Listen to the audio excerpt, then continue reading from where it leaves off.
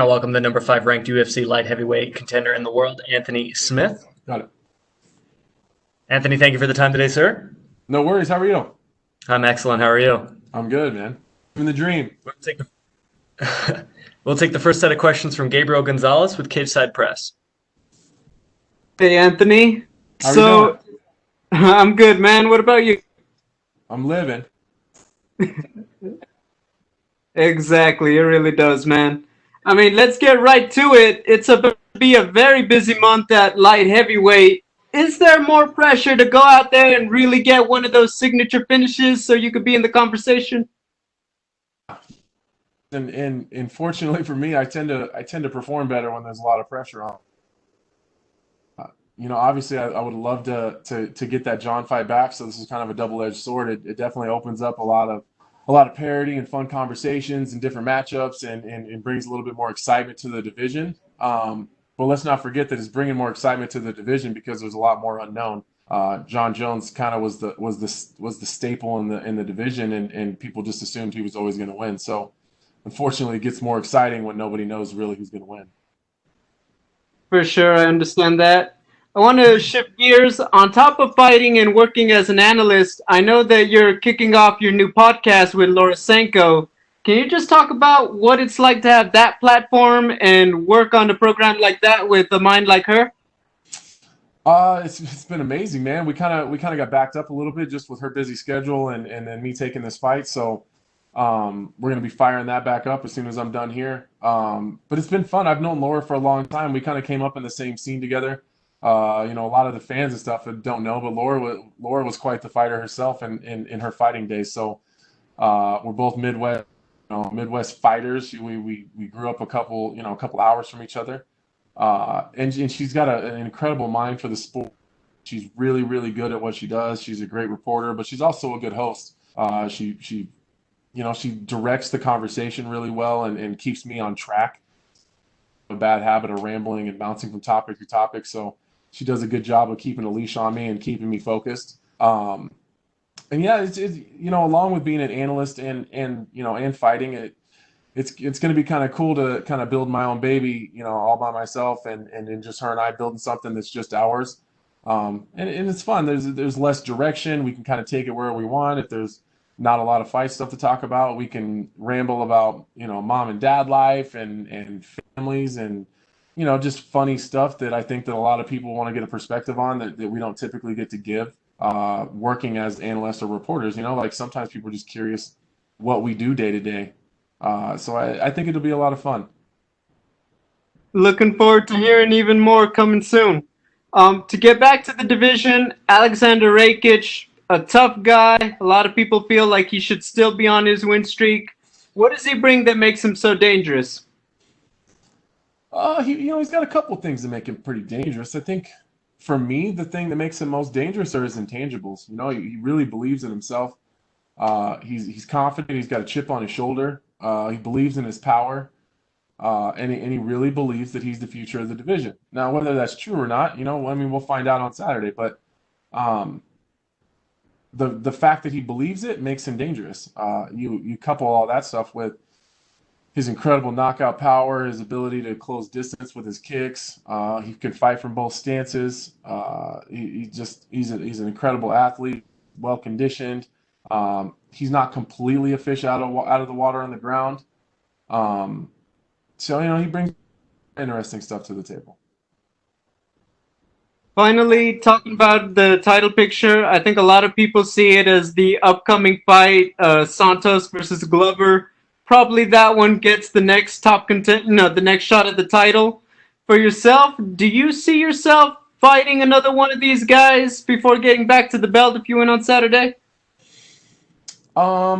It's a possibility. It's a possibility. I would think it's going to take me no more than two, Rakic and one more. But if Glover and Thiago get into a snooze fest, or the winner gets injured, or something like that, it really depends on who wins that fight. If Glover wins that fight, if I'm being very honest with you guys, I will sit down and wait my turn, and go do what I got to do to get my title shot. You won't hear a lot from me arguing about getting a shot over Glover, not just because he just beat me, but just he's done enough. He's done enough. So I'll keep my loud mouth shut. If it's Thiago, then there's a small argument there. I would have more wins than he had since his title fight. He would also argue that he won that fight. I have the more high-profile win that's also a finish would be over Alexander Gustafsson. But I also had the hiccup with the Glover fight. But who knows? Who knows? If it's Thiago, there's a somewhat of an argument there. If it's Glover, I'll sit down and shut up. Appreciate it, Anthony. Good luck. Thank you. And we'll take our next set of questions from Augusto Niez-Gay with Somos MMA. Hi, Anthony. How are you? I'm good. My first question is, this will be your second fight during the pandemic, but the first one in the Apex. What do you think about the smaller octagon? Is something that you take into account when you make your fight plan? No, not at all. I know for a lot of guys the smaller cage does make a difference, and I can absolutely see how that's the case. But I've actually fought in smaller cages than the one that's in the Apex before. So I think a smaller cage benefits me anyways. I'm kind of the in your face, walk you down, get dirty type of fighter. So the shorter the distance I got to go, the better for me. He's the one that wants to stay long and fight from the outside and be rangy. And so if there is a benefit or a disadvantage in the smaller cage, I'm one that will benefit. And Anthony, which aspects do you consider are going to be the key for winning? Without getting too much into my game plan, it's just being technically sound and not losing my temper.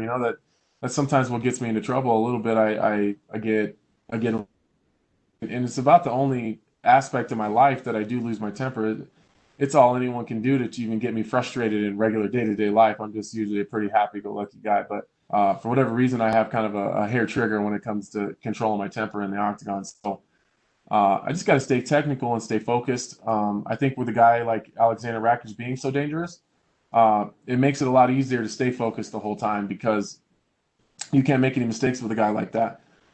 So that's really what it comes down to. Just just being myself and being technical and just not making any mistakes and staying focused for 15 minutes. And is there anything that you need to be careful of? Yeah, I probably should let him knock me out. That's probably the biggest thing. He's powerful, so I got to make sure I'm not taking too many clean shots.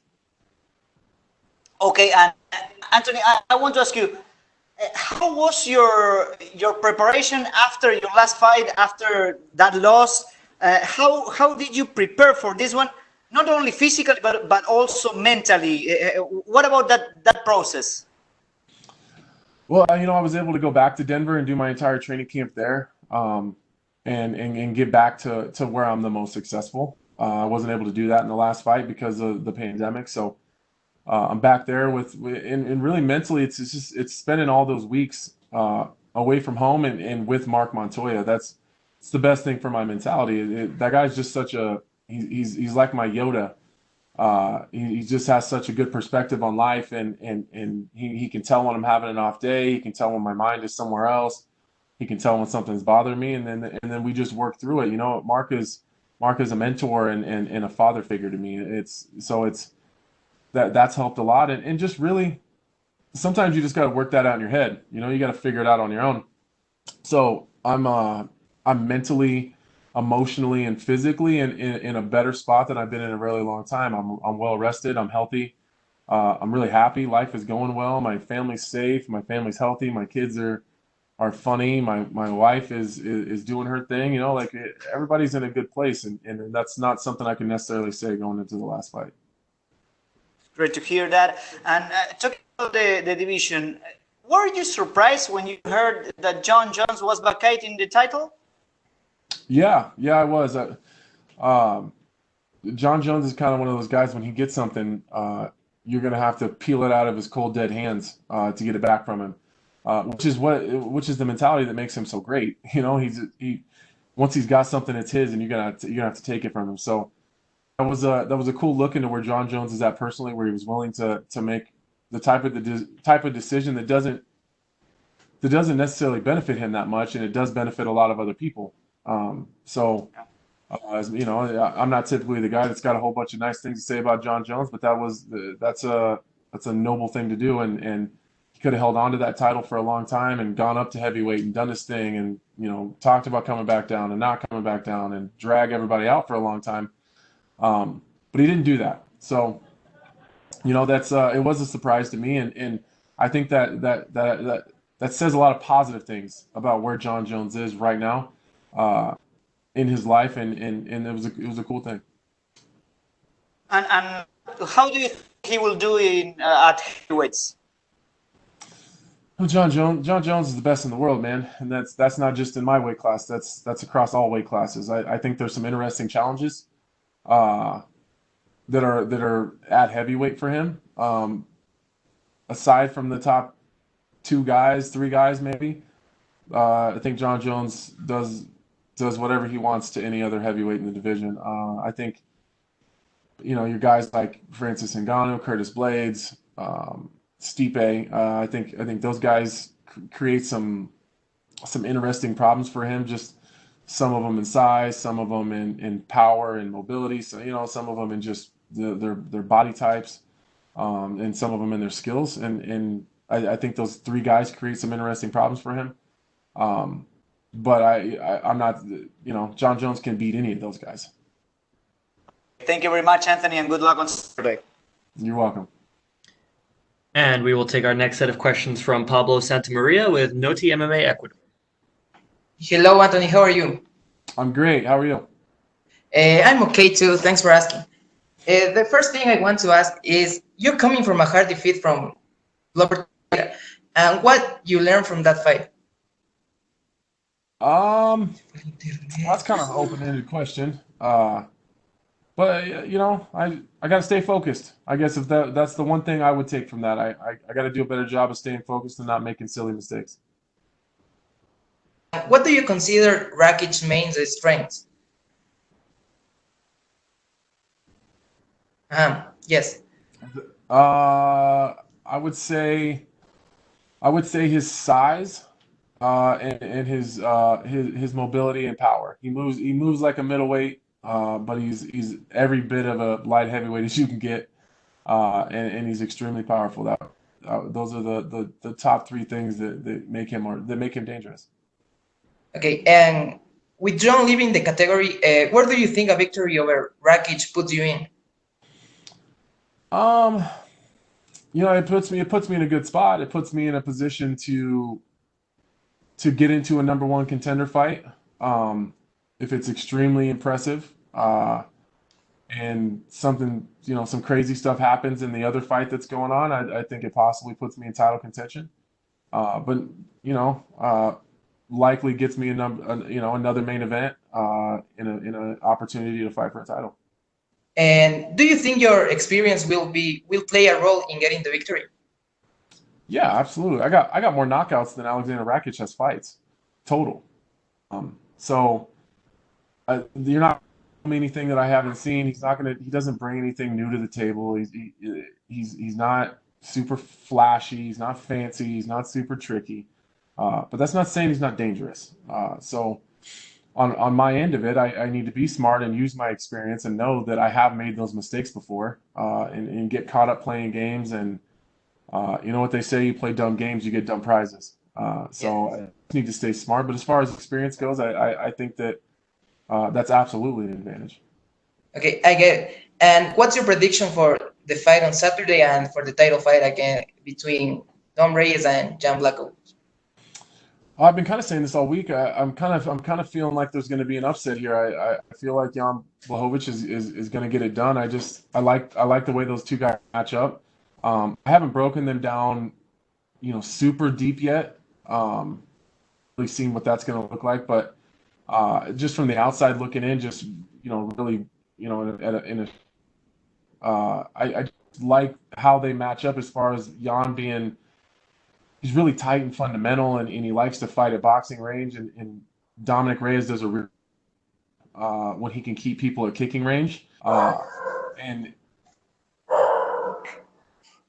does seem like Rios doesn't do that well fighting backing up. So Blachowicz is absolutely going to make him back up. That's just his style. He's better on the ground, I think, and I think he's the better wrestler.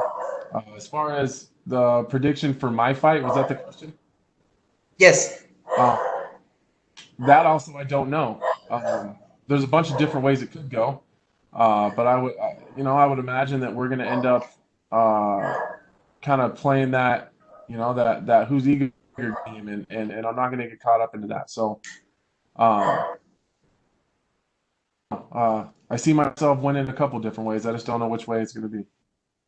Fair play. Thank you very much, Anthony, and good luck on Saturday. Thank you. Thank you so much, Anthony. That is all the time we had for you, sir. Is that all the guys? That's all of them. Oh, that's sweet. Awesome. Thank you. Appreciate it, sir. Take care, man. Hey guys, this is Praveen the Boss. Thanks for watching our video. Click on the subscribe button to catch all the latest videos from MMA India Show and MMAindia.com. Thanks. Cheers.